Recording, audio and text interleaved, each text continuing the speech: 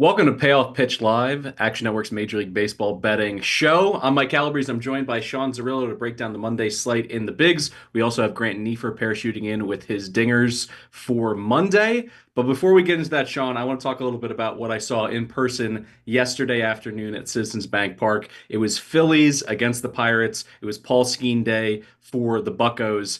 It's getting rough though. I mean, you can just see it in the face of his fans. So many people walking around the stadium with Skeens jerseys. Shout out to a couple teenagers who also had number 30 Livy Dunn jerseys on as well.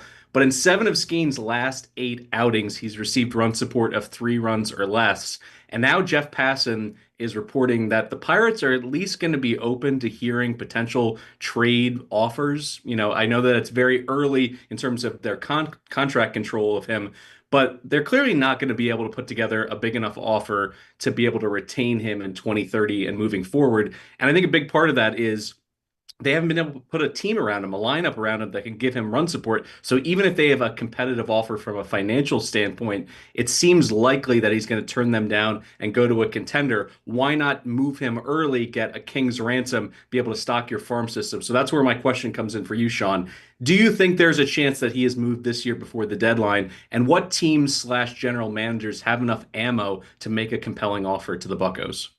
I would be absolutely stunned if that were the case. I would say the guy who's craziest and likeliest to do it is AJ Preller. You would consolidate all of the prospects that you have in your system, Leo DeVree, Ethan Salas, and cash all of those guys in for Paul Skeens. It's not something that Preller hasn't done in the past. I do think he's a little bit higher on the guys he currently has in his system relative to what they've had there previously. It's not to say he wasn't high on James Wood, but trading for a pitcher is a little bit different than trading for a hitter just because of the injury potential. As hard as Skeens throws, there's an increased chance of injury. And then from the Pirates standpoint, you have to factor in the business aspect of the deal, not just the baseball aspect of the deal. It doesn't matter what Paul Skeens is going to be worth to you in 6 years, or the likelihood that he's going to resign in 7 years because he's under team control through 2029. But you have to factor in all of the business that takes away from your team, the free marketing that you get from Livy Dunn wearing your logo on social media, the jersey sales, the t-shirt sales, the ticket sales on the days where he's starting at home. You're going to lose interest completely if you trade him away.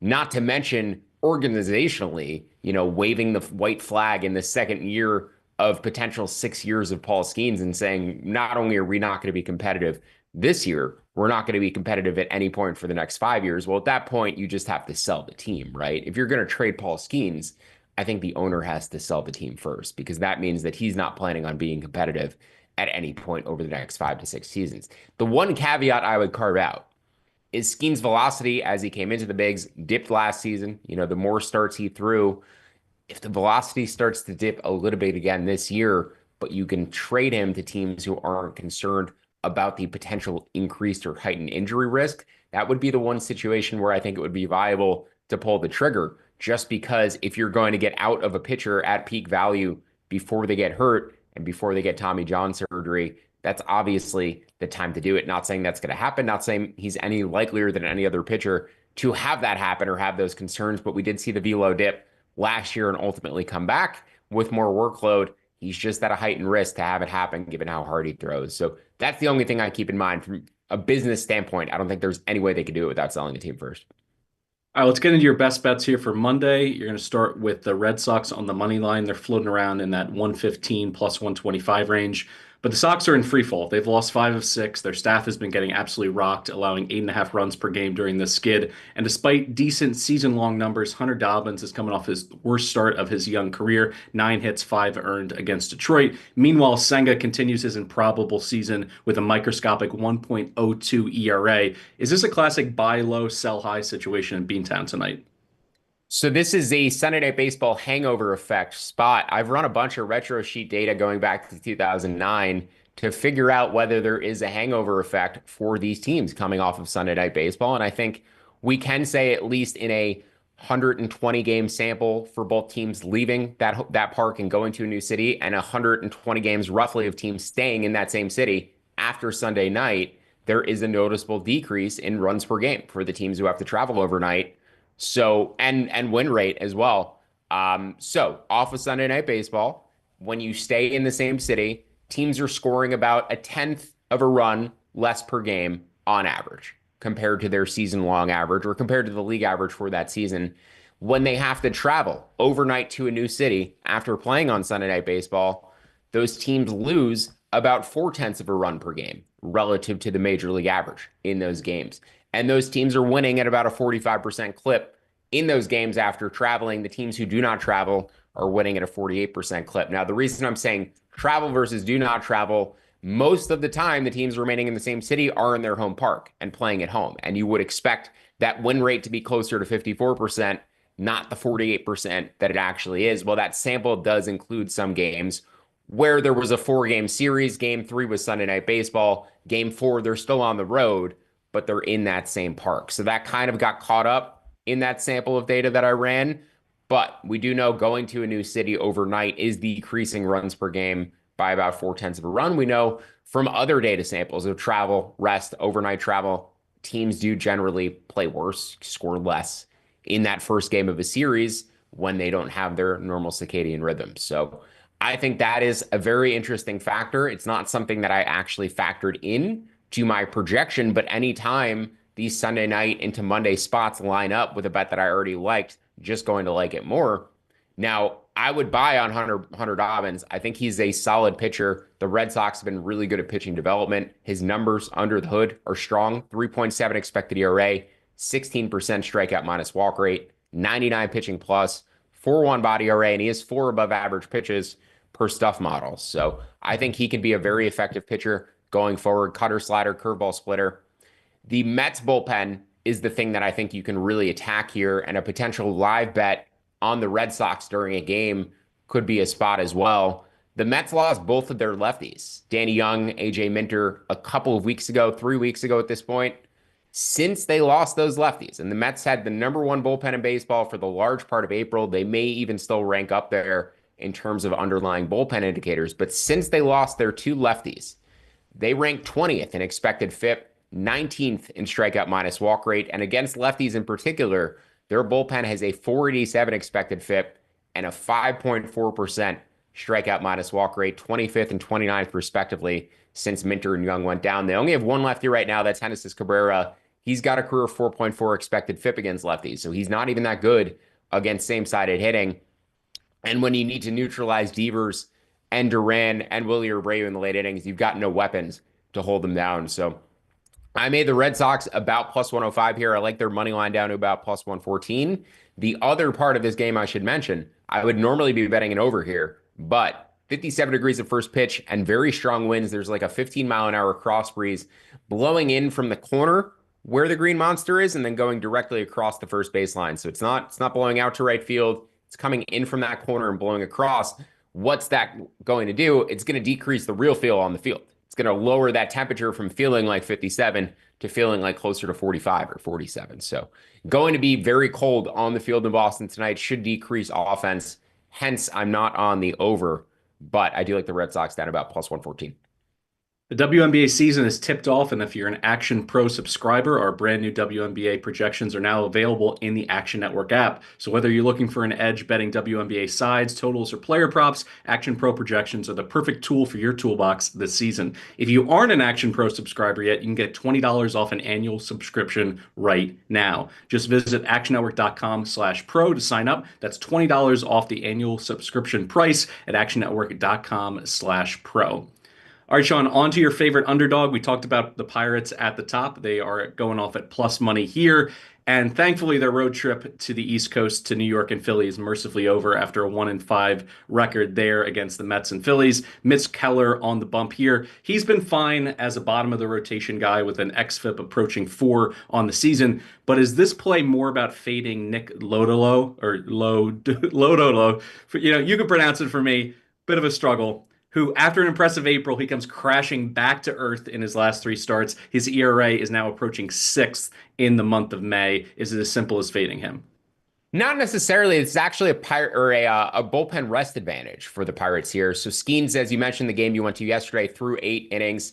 Pirates did not have to use their bullpen at all. They only gave up 1 run ultimately. Should mention too, last year the Pirates scored a ton of runs for Skeens. Their bullpen kept blowing it up every time they would come in behind him. They kept blowing those leads for him. This year, he's pitching fine just as well as he was, but he can't get any run support. He's getting the Jacob deGrom treatment this year. So it's like completely flipped this year relative to last year. He was leaving the games with leads last year and they kept blowing wins for him.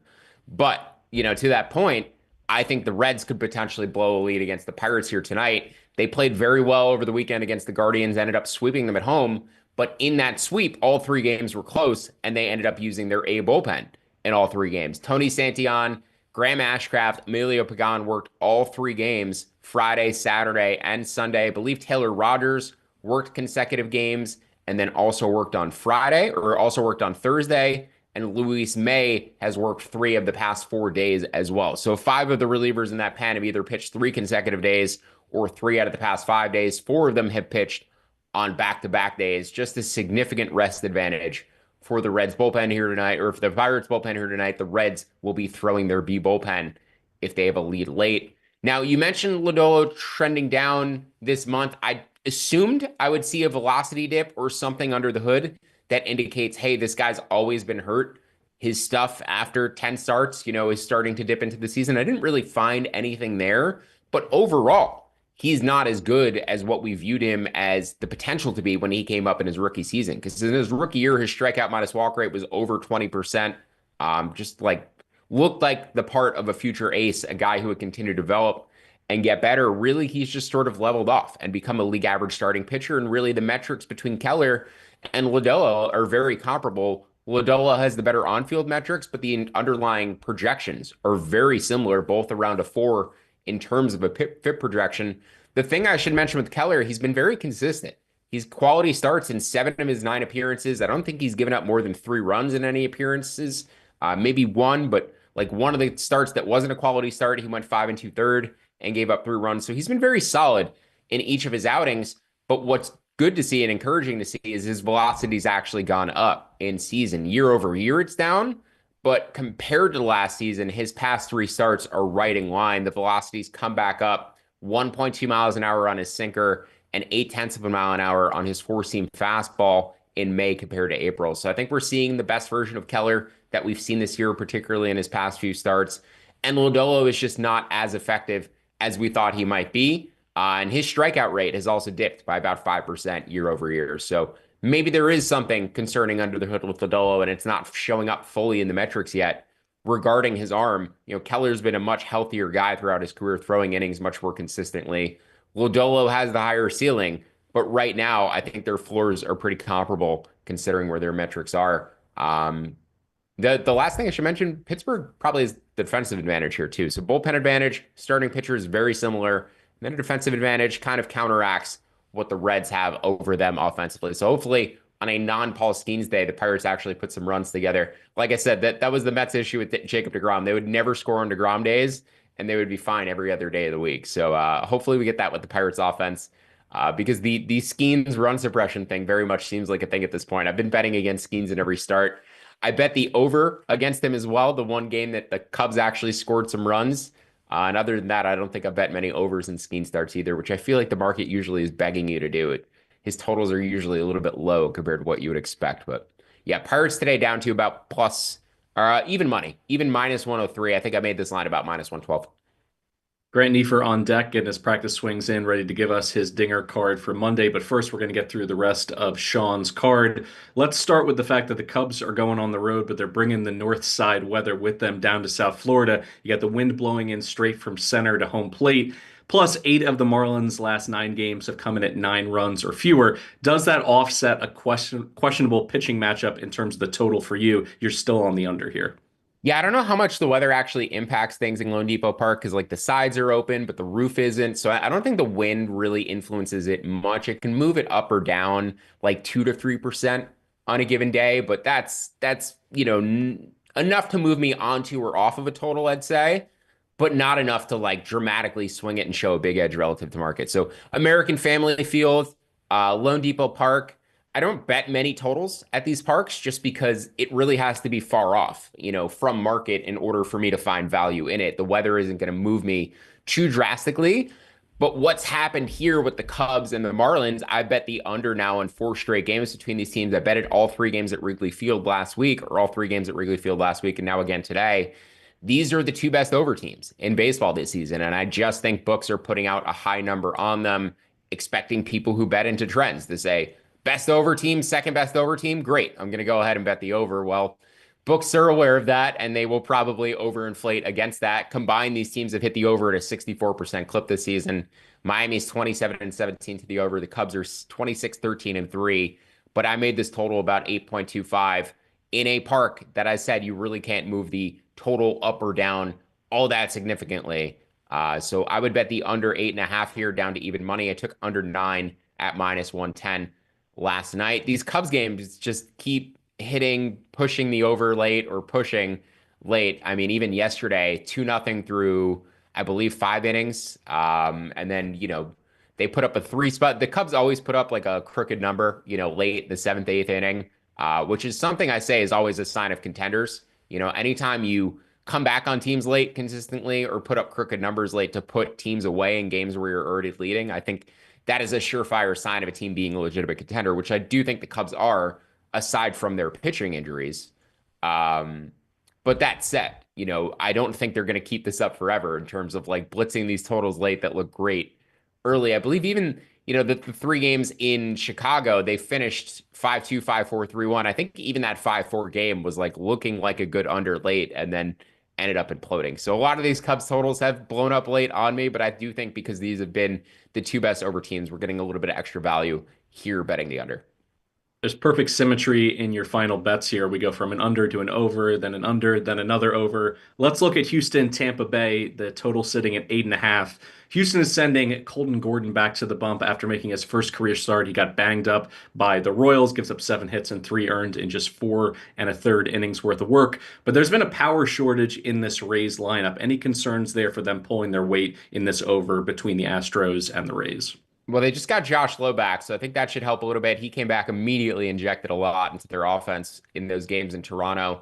This is a weather-oriented over in Tampa, though. We discussed earlier in the season how the wind here has probably the second most dramatic effect compared to any park except for Wrigley Field. There's no structure shielding around the park whatsoever because it's near the beach, right on the water as well. So the wind effects are felt almost doubly compared to how they're actually blowing. And today is very good over weather in Tampa. I'm curious to see if Grant has any homer bets from this game on his card, but 87 degrees at first pitch, 93-degree real feel, and 67-mile-an-hour winds blowing out towards that short porch in right field. Same dimensions as Yankee Stadium, just with improved weather. On a weather-neutral day at Yankee Stadium, I would make this about 8.6.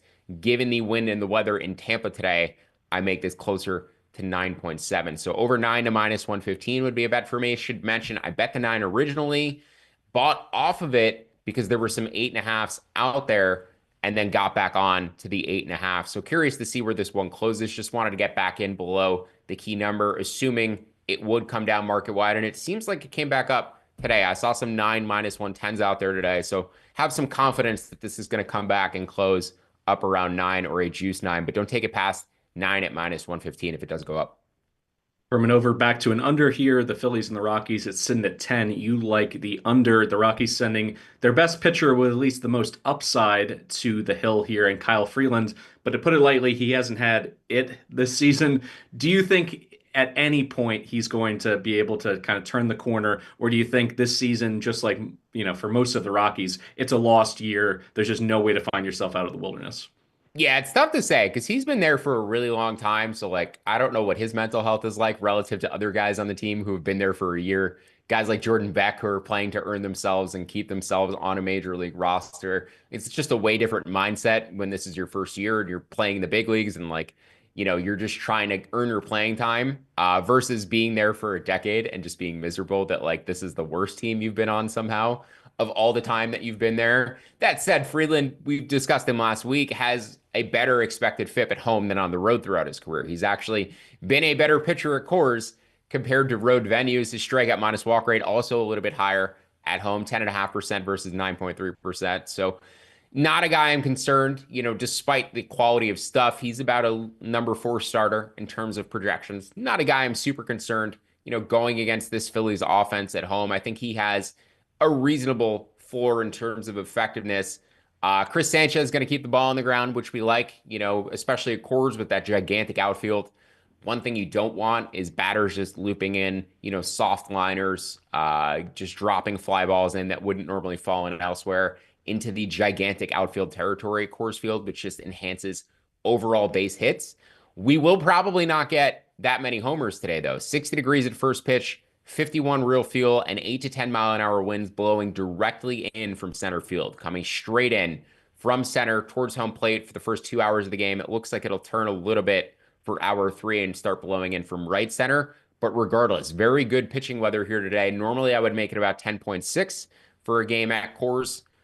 I make it about 9.5 today. So under 10 at minus 110 or better between the Rockies and the Phillies. The Rockies obviously are going to show value or be projected to beat the market, where their money line price is nearly every day. You can't line this team low enough at this point. I've taken home field advantage away from them, and I still only got them to about plus 200 here. So I think there was a plus 240 on Colorado last night. I'm not sure where it's sitting right now, but I'd rather have the under than the Rockies, just because the Rockies are miserable to bet on and watch. But I should mention, I think they've gone like 0-7 in the first game of a series at home this year. Historically, that spot to bet the Rockies at home is the first game of a series at home. It seems like there's an adjustment minute that teams have going there. I've discussed this in the past, but I do feel like hitters go there and try to keep their normal swing when they do need to adjust slightly for the air and for the venue. And they do, but it takes them a game or half a game. So I think that lends itself to the under as well. But for that reason, the Rockies are typically most undervalued in the first game of a series at home. I don't think they've won one yet this year. So maybe today is the spot, but it's certainly overinflated in their direction. We started this segment by you fading the trend line of those Cubs Marlins overs. Now we possibly go in the opposite direction here to close things out between the Angels and the A's, looking at the over 9.5 up to 10 at minus 105. The Angels and A's dead last and third from dead last in AL runs allowed. It's hot. The wind's pushing to right center. Is this just one you don't need to overthink? Just go ahead and play the over.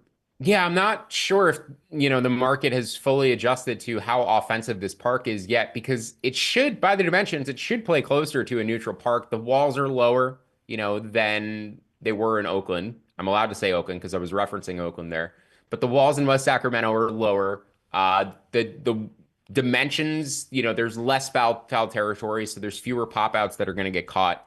There's nothing about the dimensions that screams this park should be playing 23% above the major league average. Like Coors is about 28 to 30%.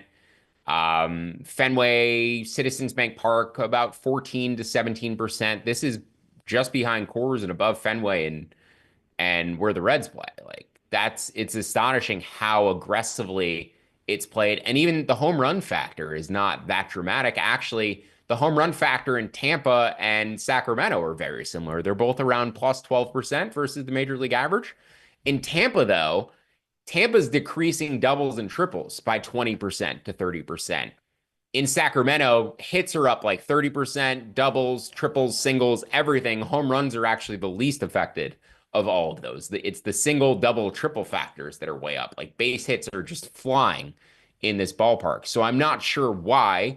Maybe it's something with the mound for pitchers where they're not getting as much spin on the baseball. I'm just speculating here, but for some reason, this park is playing very aggressively for base hits. I'm not sure if the market has fully adjusted to it yet, even 6 weeks into the season. But really, in this particular matchup between these two teams, I just think you get free outs and you get two very bad bullpens. And that's going to lend itself to a lot of late scoring too. I almost don't even care who the starters are in this series. I'm going to have a high number on it just because the A's are dead last defensively in baseball. I mean, just awful defensively. Minus 38 defensive runs saved, minus 19 outs above average. And then the Angels, 27th in defensive runs saved, 17th in outs above average, giving a ton of free outs to opponents as well. Their offense, since Mike Trout went down, really hasn't been that bad. About a 98 WRC plus, right near league average. The A's offense, obviously top 10. They've been closer to 15th over the past month, but still have a very high floor as a unit. And then the bullpens, as I said, 25th and 27th in expected FIP, 22nd and 24th in strikeout minus walk rate, and 26th and 28th in body ERA. So virtually bottom five, aside from that 22nd mark in strikeout minus walk rate for the Angels, virtually bottom five by all key performance indicators in their bullpens. I made this total around 10.3. I'd bet the over 10 to -105. Not a huge difference between 9.5 and 10, not betting into a key number at that point. So would certainly rather take a plus money 10 than a juice 9.5 if the market does go up here. But yeah, A's and Angels over. And we'll see if we keep betting the over in this series, considering as I laid out, the bad bullpens and the bad defenses are just going to lead to increased scoring. Our cleanup hitter is digging into the batter's box, swinging for the fences here. Grant, take it away with your dingers on your Monday card. All right, thanks, guys. I've got three of them today over at MGM. Parlay them all together. Get 164 to 1 odds. Let's get right into this. Starting off with Freddie Freeman, getting him at plus 400. Gets a decent matchup here versus Fott, who has been a well above average matchup for lefty power throughout his career. Weather isn't too bad over in LA, sitting around mid 70s, wind blowing out about 9 miles per hour straight to center field. Overall, Freeman has been great this season. 9 home runs. Power numbers have looked fantastic for a 36-year-old. Doing really well. Really like the spot. Really like the odds here. I'm rolling with it. Next up, we got Brent Rooker talking about that Sacramento ballpark and how it is a plus for home runs and it is a plus overall ballpark. Going up against Soriano is a tough matchup here, but I don't really care when I'm getting Rooker, a guy who should hit around 40 home runs this season at plus 450. Soriano, big -4 home runs, but the bullpen behind not great. Overall, weather is good with temps in the high 80s here. Wind crossing at about 10 miles per hour. So I'm not really going to do too much there, but hot temps, Rooker really good, odds really high. Don't care about the bad matchup. I'm still rolling with it. And lastly, we got Kyle Tucker plus 500. This is one of the best home run hitters in the league. Been good so far this season with 10 home runs. Looking at the underlying numbers, barrel rate, hard contact rate, fly ball rate, all around where he was last season when he had 23 home runs in 78 games. Matchup versus Cabrera, overall +1. Cabrera giving up about 1.28 home runs per 9 to the lefties in his career with decent fly ball and hard contact numbers. Tucker is just a fantastic bat. I don't care that they're playing over in Miami, and it is a ballpark downgrade. Tucker is still far too good to have odds of plus 500 and a plus overall matchup. So parlay all three of them together, plus 164.00. That's a 16,400, 164 to 1. That's what I'm rolling with today. Good luck.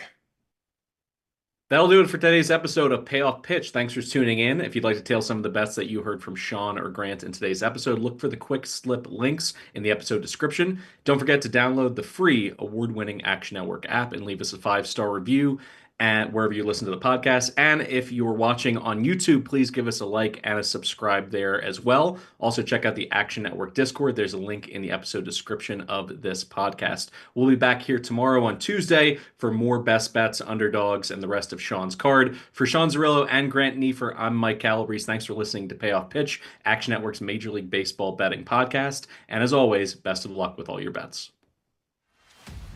Recordings